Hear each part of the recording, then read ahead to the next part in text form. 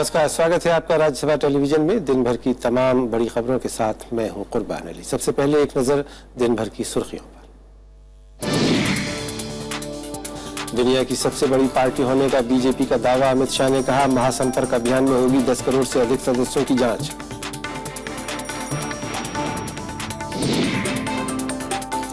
विदर्भ के किसानों से मिले राहुल गांधी। संवाद यात्रा में सुनी समस्याएं, कर्ज माफी और फसलों के लिए वाजिब कीमत की मांग।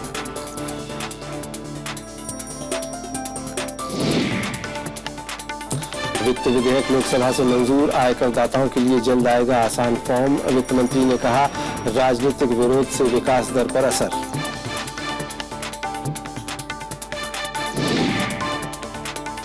निकाय चुनावों में धांधली के खिलाफ वाम मोर्चा और बीजेपी का बंगाल बंद। टीएमसी और सीपीएम समर्थकों में झड़प, सामान्य जनजीवन पर असर।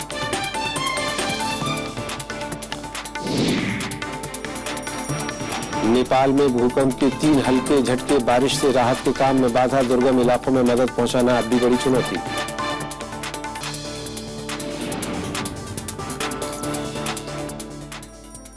और सबसे पहले हमारी आज की पहली खबर।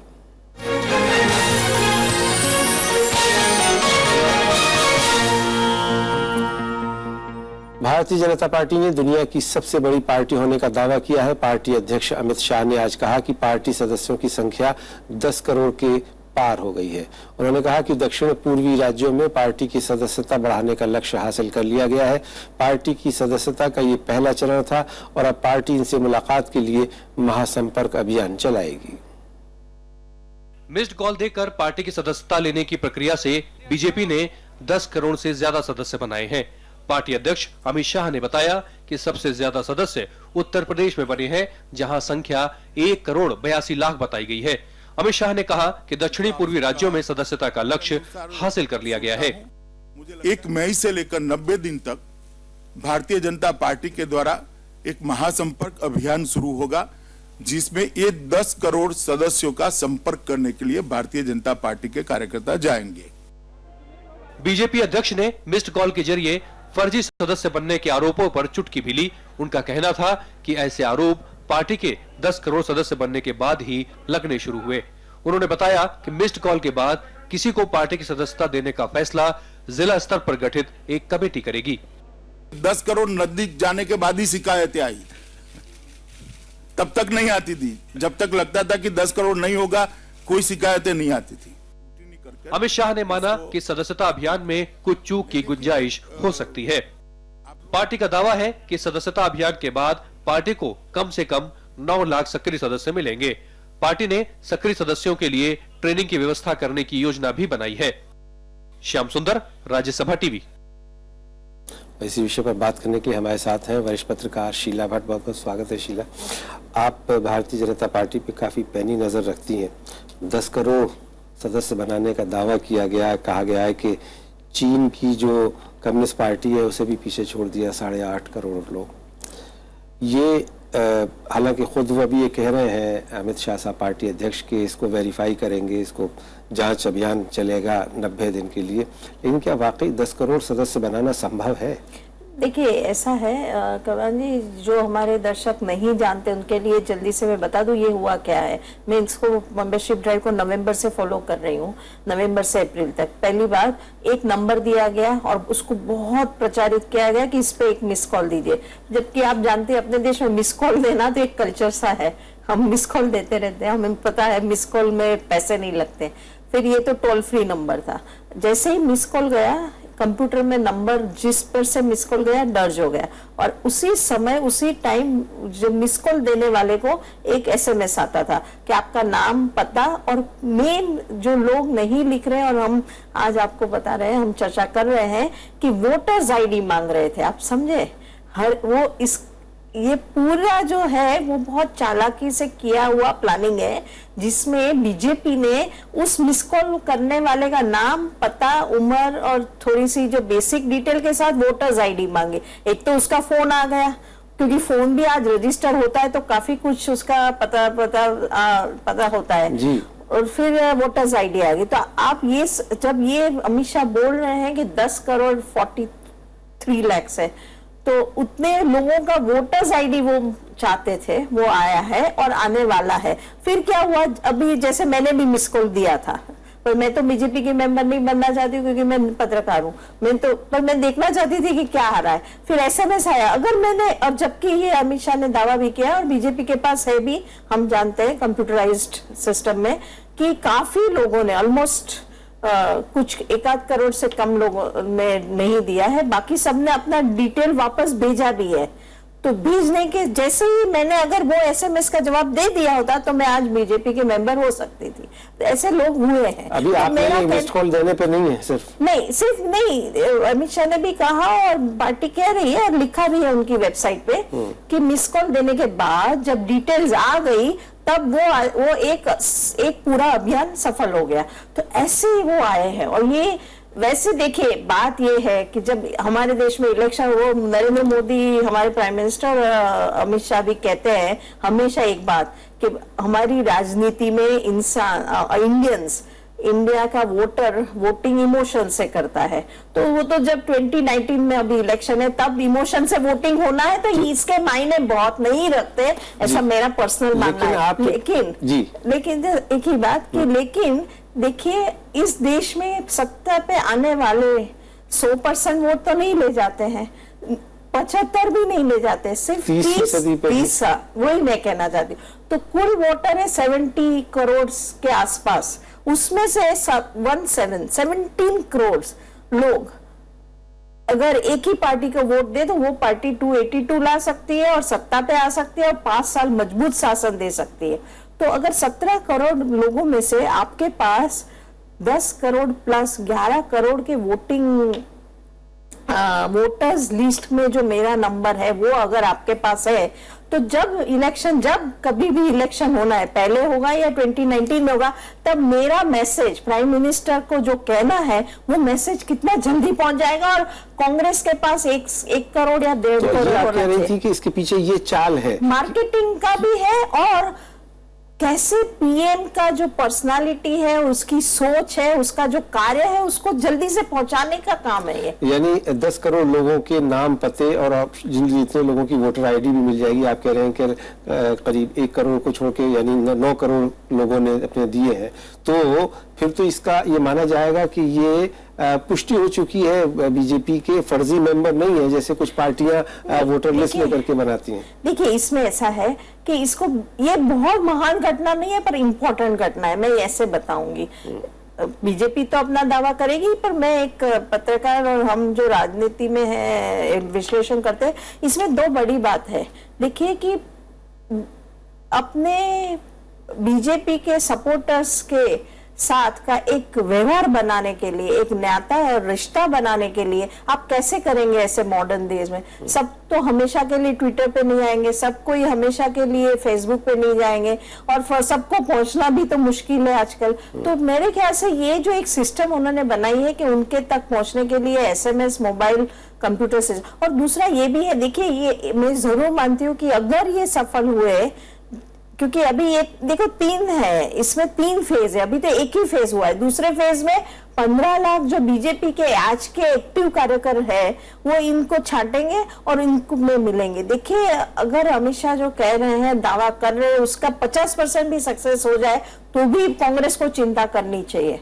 आप समझ रहे हैं, क्योंकि अगर 5 करोड़ लोग एक बंधे हुए, जैसे किटी पार्टी होती है, जैसे एक ग्रुपिंग होता है, जैसे कम्युनिटी सिस्टम होता है, ऐसा हो जाएगा ना। यानी अमित शाह तकनीक का सहारा लेके, सोशल मीडिया का सहारा लेके अपनी पैठ बनाना चाहते हैं, ये आप कह रही हैं? ये मैं कह रही हूँ। और कैसे मोबाइल टेक्नोलॉजी का ये लोग फास्ट उपयोग कर रहे हैं, जो चीज शायद 5-7 साल बाद समय से पहले उपयोग कर रहे हैं, मुझे लग रहा है। और दूसरी एक इसमें एक राजनीतिक बात है, मैं ये कह रही हूँ, मुझे बीजेपी को कहना है कि ये क्वालिटेटिव वोटर्स आपके सपोर्टर्स नहीं है। कुछ हम तो हमारे देश में तो कौतुक बहुत होता है ना, क्यूरियोसिटी से सब करते हैं, पर अगर इवेंचुअली आरएसएस की थिंकिंग और बीजेपी की आइडियोलॉजी और बीजेपी के कार्य उनको पहुंचाने के लिए जो एक सिस्टम उनको बनाना है, उसकी आज शुरुआत है। बहुत बहुत शुक्रिया शीला भट्ट स्टूडियो आने और इस चर्चा में हमारे साथ भाग लेने के लिए। तो ये थी हमारी पहली खबर। बुलेटिन में अब वक्त है एक ब्रेक का, आप देखते रहिए Rajya Sabha television.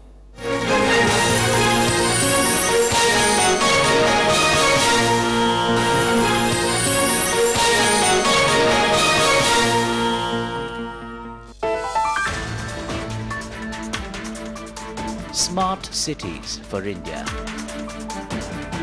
A 98,000 crore rupee project to turn a dream into a reality. But what exactly is a smart city? How will it change urban India? Watch The Big Picture at 9:30 p.m. on Rajya Sabha Television.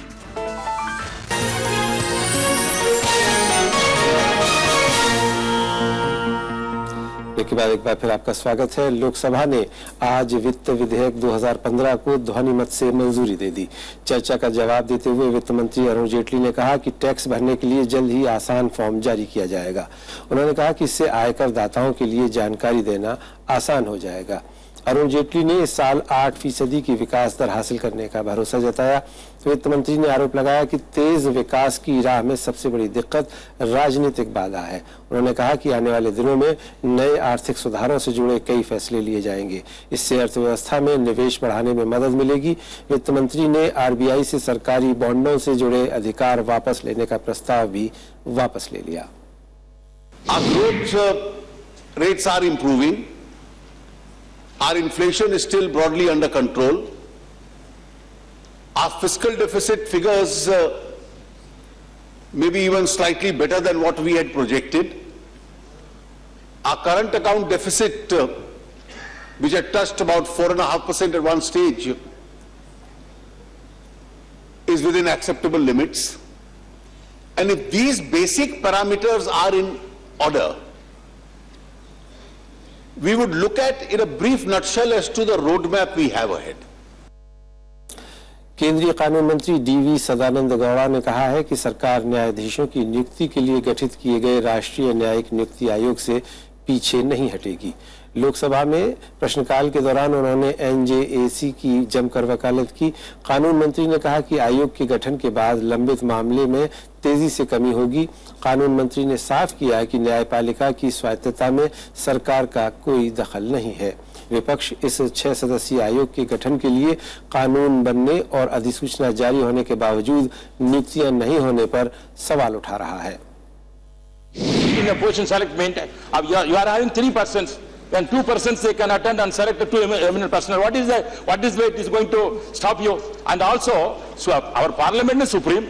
You enacted the law, and also you notified when even the matter is in the court, Supreme Court, you have notified the Gazette notification merit. We have to wait for a few days, and certainly we are not going back. The supremacy of the parliament will be certainly taken care of by our government, and we will see that NJC will come as early as possible. Soon the judgment comes. Rajya Sabha में आज कई सदस्यों ने पुत्र जीवक नाम की दवा की बिक्री पर आपत्ति जताई। ये दवाई बाबा रामदेव की दिव्य फार्मेसी ने बनाई है, जिसके सेवन से बेटा पैदा होने का दावा किया जाता है।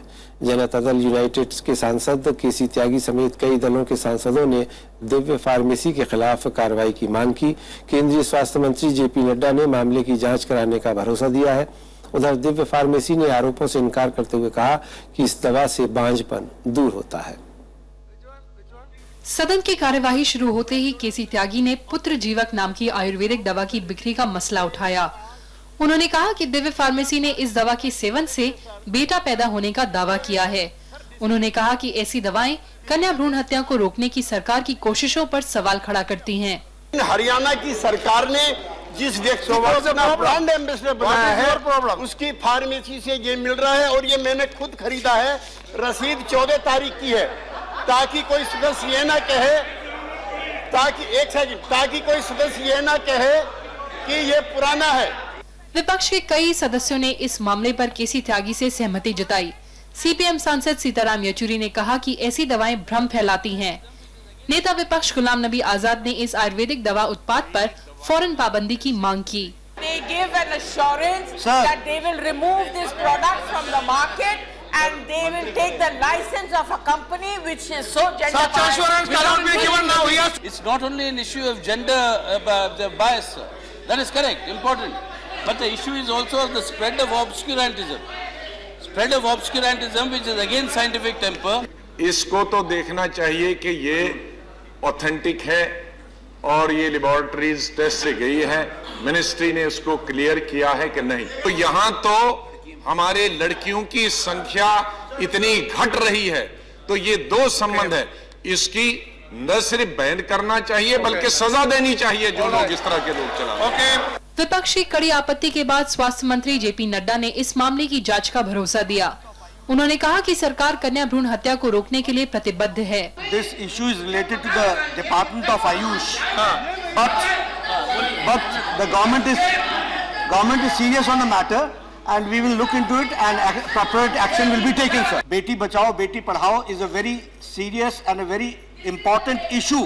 The Minister is personally monitoring this program and seeing that it gives positive results. कुछ सांसदों का कहना था कि पुत्र जीवक नाम की इस दवा की हरियाणा में बेहद मांग है, जबकि दूसरी ओर लिंग अनुपात के मामले में हरियाणा का रिकॉर्ड ही सबसे खराब है। उधर दिव्य फार्मेसी ने कहा है कि ये दवा महिलाओं के बांझपन को दूर करती है, लेकिन बेटा पैदा होने का दावा इसमें नहीं किया गया है। कृति मिश्रा, राज्यसभा टीवी। उधर कांग्रेस उपाध्यक्ष राहुल गांधी ने आरोप लगाया है कि केंद्र सरकार ने किसानों को मझधार में छोड़ दिया है। राहुल गांधी ने आज विदर्भ के अमरावती जिले में किसानों से मुलाकात कर उनकी समस्याएं सुनी। उन्होंने कहा कि किसान कर्ज माफी के साथ अपनी फसलों का वाजिब दाम चाहते हैं। कांग्रेस उपाध्यक्ष राहुल गांधी ने गुरुवार को विदर्भ के अमरावती जिले से संवाद पदयात्रा शुरू की। उनका पहला पड़ाव जिले का गुंजी गांव था। यहाँ उन्होंने खुदकुशी करने वाले किसान नीलेश वाल्के और अंबादास वाहिले के परिजनों से मुलाकात की। पदयात्रा के दौरान राहुल दूसरे किसानों से भी मिले और उनकी समस्याएं पूछी। किसान कर्ज मुक्त रहे, कर्जे ले रहे उन पर ऐसा किसान वक्त पर दाम मिलना चाहिए हर माल को, और हर किसान को जो सुविधा चाहिए वो नहीं मिलती है। सुविधा जो चाहिए वो नहीं मिलती, वो सिर्फ व्यापारी को मिलती है। इसके बाद कांग्रेस उपाध्यक्ष शाहपुर गांव पहुंचे। यहाँ भी कई किसान आत्महत्या कर चुके हैं। राहुल गांधी ने 15 किलोमीटर की पदयात्रा में 5 गांवों का दौरा किया। दौरे खत्म कर राहुल गांधी ने केंद्र और महाराष्ट्र सरकार को पूंजीपतियों की सरकार बताया। सबसे बड़ी इशू कर्ज की है। जहां भी हम गए किसानों ने कहा कि कर्ज माफी होनी चाहिए। जो भी सुसाइड कर रहे हैं कर्ज के बोझ के कारण से कर रहे हैं। दूसरी बात, जो कंप्लेंट पंजाब में थी, जो कंप्लेंट बाकी देश में है कि एमएसपी नहीं मिल रही है और एमएसपी को बढ़ाया नहीं गया है, यह भी बहुत बड़ा मुद्दा है। बोनस की बात उठी है। पहले बोनस मिलता था, अब बोनस नहीं मिल रहा है। कि जिस प्रकार से मदद मिलनी चाहिए वो नहीं मिल रही। बीजेपी इसे राजनीतिक यात्रा बता रही है। महाराष्ट्र के मुख्यमंत्री देवेंद्र फडणवीस ने कहा कि राज्य में कांग्रेस ने 15 साल तक शासन किया है, इसीलिए किसानों की दुर्दशा पर उसे ही जवाब देना होगा। किसानों की सुध लेने की उनको इच्छा हुई है, ये भी बड़ी अच्छी बात है। वो सुध ले रहे हैं किसानों की। सवाल इतना ही है कि 15 साल उनकी सरकार यहाँ पर रही है और 15 सालों में जिस प्रकार से किसानों की हालत हुई है, इसका जवाब उनको भी देना पड़ेगा। इन दिनों कांग्रेस उपाध्यक्ष किसानों से मिल रहे हैं। करीब 2 महीने की छुट्टी से लौटने के बाद दिल्ली में सबसे पहले राहुल गांधी ने किसानों से मुलाकात की थी। इसके बाद वो भूमि कानून में संशोधन के खिलाफ पार्टी की रैली में शामिल हुए। मंगलवार को राहुल गांधी पंजाब की मंडियों में भी किसानों से मिले थे। बुधवार को लोकसभा में उन्होंने सरकार पर किसानों की फसल नहीं खरीदने का आरोप लगाया था। Bureau report, Rajya Sabha TV. Delhi के कानून मंत्री जितेंद्र तोमर ने मुख्यमंत्री अरविंद केजरीवाल को अपनी फर्जी डिग्री मामले में लिखित में सफाई दी है। जितेंद्र तोमर की जिस डिग्री पर सवाल उठाए गए थे, तोमर ने उस डिग्री की फोटोकॉपी मुख्यमंत्री दफ्तर में दी है। दरअसल भागलपुर की तिलक मांझी यूनिवर्सिटी ने दिल्ली हाईकोर्ट में हलफनामा देकर जितेंद्र तोमर की डिग्री को फर्जी बताया है। उधर जितेंद्र तोमर की बर्खास्तगी की मांग को लेकर आज दिल्ली कांग्रेस ने भी विरोध प्रदर्शन किया। पार्टी कार्यकर्ताओं ने दिल्ली सचिवालय का घेराव करने की भी कोशिश की। इससे पहले बीजेपी कार्यकर्ताओं ने बुधवार को मुख्यमंत्री निवास का घेराव करने की कोशिश की थी। मेरे नेता जानते हैं कि मैं ठीक हूं, मैंने उनको सब कुछ बता रखा है, सब देखा हुआ है उन्होंने। लेकिन जो साजिश करने वाले लोग उनको साजिश करने दीजिए। जब कोर्ट में आएगा, जब जिस दिन डेट आएगी, आप देखना सब चीजें सामने आ जाएंगी। मंशा तो सीधी सीधी है, अब उनको बताना पड़ेगा। जब उनको पता था कि इनकी डिग्रियां फर्जी हैं, जब आरोप लग रहे थे, तो कोर्ट का निर्णय आने का इंतजार क्यों?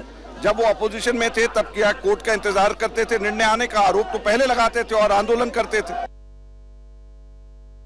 पंजाब के मोगा जिले में एक दर्दनाक और शर्मनाक घटना सामने आई है। बुधवार शाम एक नाबालिग लड़की और उसकी मां ने छेड़छाड़ से बचने के लिए चलती बस से छलांग लगा दी थी। हादसे में लड़की की मौत हो गई जबकि उसकी मां गंभीर रूप से घायल है। जिस ऑर्बिट कंपनी की बस में ये हादसा हुआ उसमें पंजाब के उप मुख्यमंत्री सुखबीर सिंह बादल की हिस्सेदारी है। पुलिस ने बस को जब्त कर ड्राइवर, कंडक्टर और हेल्पर को हिरासत में ले लिया है। इस बीच केंद्र ने पंजाब सरकार से रिपोर्ट मांगी है। मोगा में छेड़छाड़ से खुद को बचाने के लिए 16 साल की एक लड़की को जान गंवानी।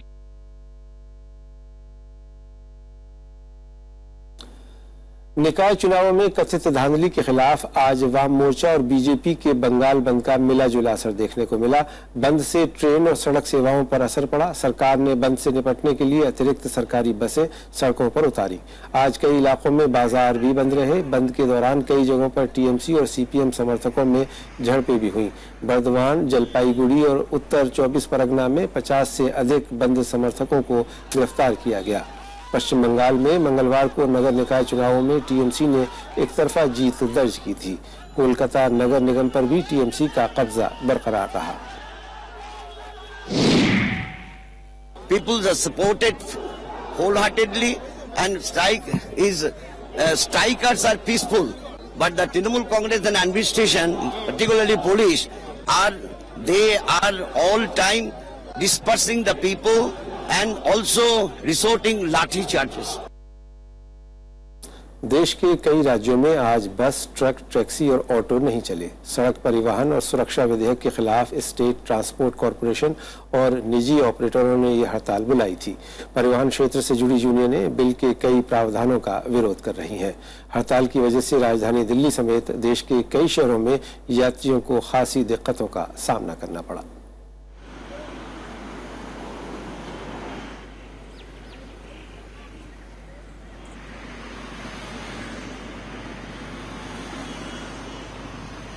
देश के कई शहरों में गुरुवार को सड़कों पर बस, ट्रक और टैक्सियां नदारद दिखीं। ये हड़ताल भारतीय मजदूर संघ की अगुवाई में देश के कई हिस्सों में गुरुवार को केंद्रीय और राज्य स्तर की परिवहन यूनियनों ने बुलाई। यूनियनें सरकार के नए सड़क परिवहन और सुरक्षा विधेयक का विरोध कर रही हैं, जिसमें भारी जुर्माने का प्रावधान है। ये जो रोड सेफ्टी बिल है उसमें अच्छे प्रावधान जो है उसका विरोध नहीं कर रहे हम। बाकी जो श्रमिकों के खिलाफ है उसको हटाइए आप, या जुर्माना कम करिए। हम ये नहीं चाहते कि आप दंड मत कीजिए, दंड कीजिए, लेकिन जो प्रॉपर होना चाहिए। एक महीने, एक दिन का ड्राइवर का रोज नहीं है 1000 रुपया और आप 5000 रुपया दंड कर रहे हैं। हड़ताल से राजधानी दिल्ली समेत देश के कई हिस्सों में लोगों को दिक्कतें हुई। बहुत खराब अवस्था है। 10:30 बजे आए थे राजधानी से, अभी से वेट कर रहे हैं, 2 घंटा हो गया, कुछ नहीं मिल रहा है। कोई टैक्सी नहीं है, कोई ऑटो नहीं है। देयर इज नो वे, कहीं जा नहीं सकते। सामान के साथ आज मेट्रो में घुसना भी मुश्किल है। फिर मेट्रो के बाहर जाके आगे भी तो ऑटो चाहिए, वो भी नहीं मिलेगा। परिवहन महासंघ ने चेतावनी दी है कि उनकी मांगें नहीं माने जाने पर वो बड़े स्तर का आंदोलन करेंगे। सड़क परिवहन और राजमार्ग मंत्री नितिन गडकरी ने उनकी मांगों पर गौर करने की बात कही है, लेकिन सड़क परिवहन और सुरक्षा विधेयक के प्रावधानों पर उन्हें राजी करने में सरकार को कड़ी मशक्कत करनी होगी। नवविक्रम सिंह, राज्यसभा टीवी। भूकंप की मार झेल रहे नेपाल को भारत की ओर से लगातार मदद पहुंचाई जा रही है। बेघर लोगों के लिए आज करीब 8500 टेंट और राहत सामग्री वहां भेजी गई। एनडीआरएफ और सेना की अनेक टीमें दिन रात राहत और बचाव के काम में जुटी हुई हैं, लेकिन भूकंप के हल्के झटकों, बंद रास्ते और मौसम बिगड़ने से दूर दराज के इलाकों में मदद पहुंचाने में मुश्किलें आ रही हैं।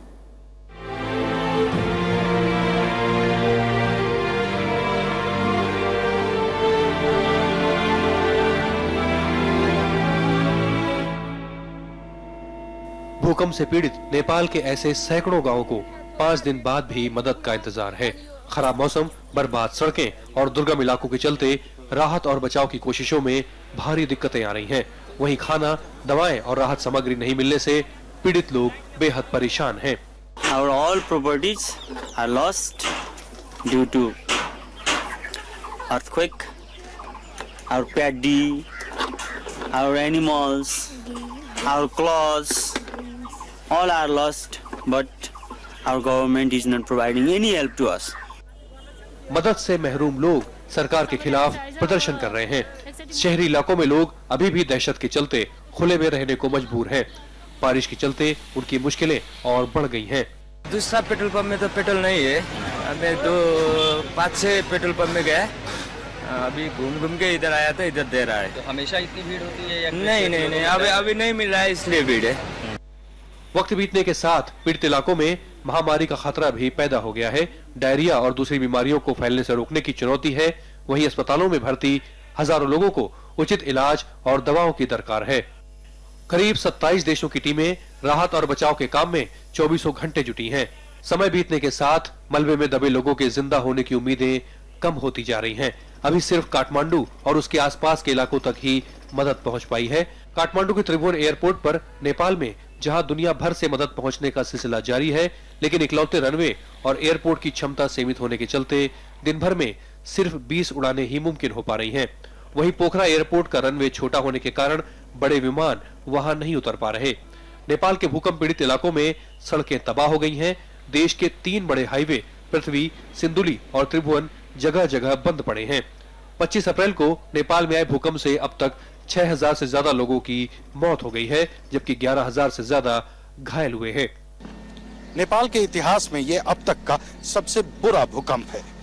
यहाँ के लोग इसे महाभूकंप के नाम से पुकारने लगे हैं। इसी तरह का एक भूकंप 1934 में आया था, लेकिन उससे नेपाल सफल तरीके से निकलने में कामयाब रहा था। अमृतांशु राय, हनुमान डेका, दरबार स्क्वायर, काठमांडू। पाकिस्तान के प्रधानमंत्री नवाज शरीफ ने भारत में भूकंप से नुकसान पर शोक जताया है। नवाज ने प्रधानमंत्री नरेंद्र मोदी को फोन कर दुख प्रकट किया। प्रधानमंत्री ने ट्वीट कर इसकी जानकारी दी। पाकिस्तान के प्रधानमंत्री ने नेपाल में भारत के राहत और बचाव अभियान की तारीफ भी की।